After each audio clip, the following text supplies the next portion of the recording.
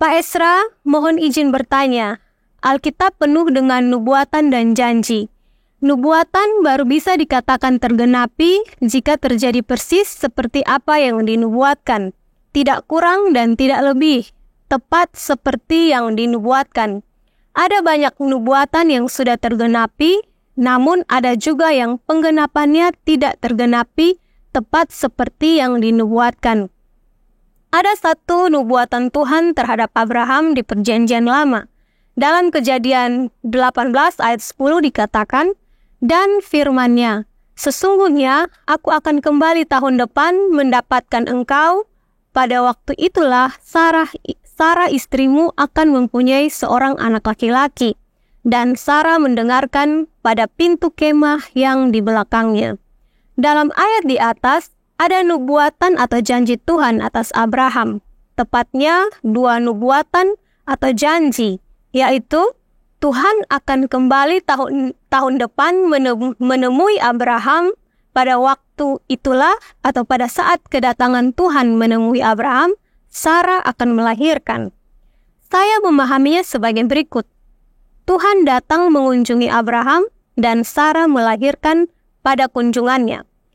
Dalam Kejadian 21 ayat 2 mengatakan bahwa maka mengandunglah Sarah, lalu ia melahirkan seorang anak laki-laki bagi Abraham dalam masa tuanya pada waktu yang telah ditetapkan sesuai dengan firman Allah kepadanya.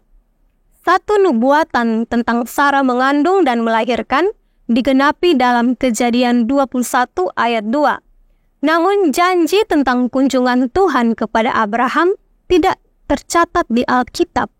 Padahal kedua janji tersebut memiliki hubungan sebab akibat, yaitu Tuhan mengunjungi Abraham, lalu Sarah melahirkan Ishak. Faktanya, janji yang tergenapi atau yang tercatat di Alkitab hanya kelahiran Ishak saja, sedangkan kunjungan Tuhan tidak disebutkan. Bukankah suatu janji atau nubuatan harus terjadi tepat seperti yang dijanjikan atau dinubuatkan? Di mana posisi Tuhan pada saat Sarah melahirkan? Bukankah seharusnya sesuai janji atau nubuatan, Tuhan ada di sana dalam suatu kunjungan? Atau tepatnya, Sarah melahirkan pada saat Tuhan melakukan kunjungan kepada Abraham? Mungkinkah Tuhan memang datang namun tidak tercatat di Alkitab?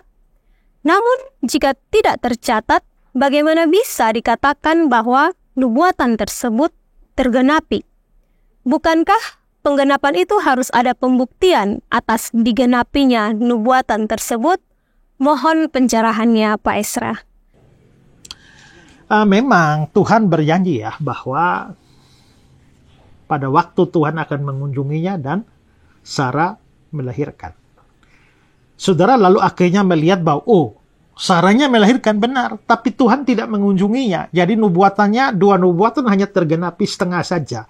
Digenapi satu saja. Ada satu nubuatan yang tidak digenapi, yaitu kunjungan Tuhan. Nah, tapi kalau saudara baca ya, dikatakan di sana bahwa dan firman-Nya, sesungguhnya aku akan kembali tahun depan dan mendapatkan engkau. Pada waktu itulah Sarah istrimu akan mempunyai seorang anak laki-laki. Problemnya adalah karena saudara memahami kata-kata sesungguhnya aku akan kembali tahun depan.